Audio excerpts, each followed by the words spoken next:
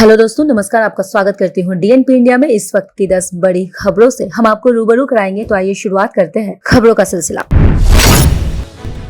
PM Modi ने rally cancel किए जाने को लेकर दुख जताते हुए कहा है कि मैं सुबह से ही कई मीटिंग में व्यस्त था। कोरोना की वजह से मैं आप तक सीधे नहीं पहुंच सका, इसका मुझे दुख है। यहाँ पर काफी कम लोग हैं। सभी को मास्क और सैनिटाइजर पाउच दिया गया है। सभी लोगों ने सोशल डिस्टेंसिंग का पालन किया है। कोरोना का कहर जारी है और अब रोजाना 3 लाख के अधिक संक्रमण के मामले सामने आ रहे हैं। देश में पिछले 24 घंटे में कोरोना के रिकॉर्ड 3,46,786 नए मामले सामने आए हैं, जबकि 2,624 मरीजों की मौत हो चुकी है।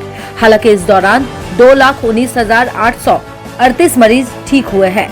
कल यानी शुक्रवार को भी देश में 3.32 लाख से ज्यादा नए कोरोना केस सामने आए थे। पश्चिम बंगाल की सीएम ममता बनर्जी ने भी पश्चिम बंगाल चुनाव को लेकर अपनी सभी निर्धारित मीटिंग को रद्द कर दिया है। उन्होंने ट्वीट कर कहा है कि चुनाव आयोग के आदेश और कोरोना मामलों में वृद्धि के मद्देनजर मैंने अपनी सभी पूर्व निर्धारित मीटिंग को रद्द कर दिया है। देश में कोरोना को लेकर हो रही रिकॉर्ड तोड़ बढ़ोतरी और अस्पतालों में ऑक्सीजन की भारी किल्लत की वजह से बड़ी संख्या में लोगों के मारे जाने से विपक्ष केंद्र पर लगातार हमलावर है। कांग्रेस नेता राहुल गांधी ने केंद्र से कहा है कि पीआर और अनावश्यक प्रोजेक्ट पर खर्च करने की बजाय वैक्सीन, ऑक्सीजन और अन्य स्वास्थ्य सेवाओं पर ध्यान दे। दिल्ली के महाराजा अग्रसेन अस्पताल उन अस्पताल में शामिल है जहां पर कोरोना मरीजों के लिए ऑक्सीजन की भारी किल्लतों का सामना करना पड़ रहा है। ऑक्सीजन की कमी को दूर करने और तत्काल सप्लाई के लिए महाराजा अग्रसेन अस्पताल ने दिल्ली हाई कोर्ट से याचिका लगाई है। देश की राजधानी दिल्ली में कोरोना के मामले लगातार बढ़ रहे हैं, तो अस्पतालों में भर्ती मरीजों के इलाज के लिए जरूरी ऑक्सीजन की भी भारी किल्लत है। दिल्ली के जयपुर गोल्ड अस्पताल में ऑक्सीजन की कमी के चलते 20 मरीजों की मौत हो गई है। बत्रा और सर गंगा राम अस्पताल में ऑक्सीजन की बेहद किल्लत है और कुछ ही समय के लिए ऑक्सीजन मौजूद है। देश में कोरोना वायरस महामारी के प्रकोप के बीच अमीर भारतीय देश छोड़कर यूएई जाने लगे हैं। इस बीच यूएई के लिए टिकट के दामों में जबरदस्त उछाल देखा गया है। इतना ही नहीं, प्राइवेट जेट की मांग भी इन दिनों बढ़ गई है।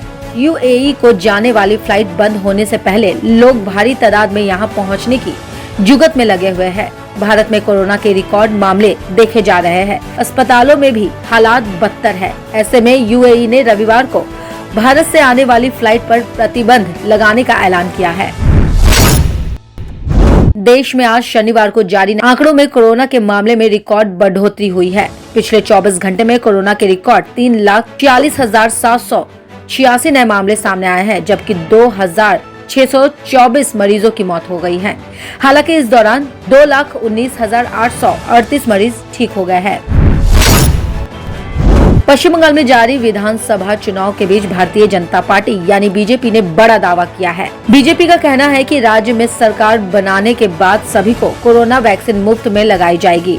बंगाल में अभी 2 चरणों का चुनाव बाकी है और 6 चरणों के लिए मतदान हो चुका है। इस बीच बीजेपी की ओर से ये जानकारी दी गई है।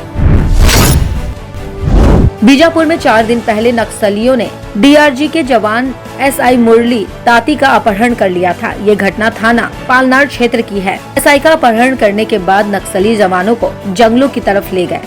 इस अपहरण के बाद एसआई की तलाश की जा रही थी। वहीं एसआई की पत्नी को जब इसकी सूचना मिली तो उसके होश उड़ गए। पति की रिहाई के बाद उन्होंने नक्सलियों से अपील की है, लेकिन नक्सलियों का दिल नहीं पसीजा। इसके बाद एसआई का शव कुमसुम पारा में मिला है। खबरों की और जानकारी के लिए देखते रहिए डीएनपी इंडिया। तब तक के लिए नमस्कार।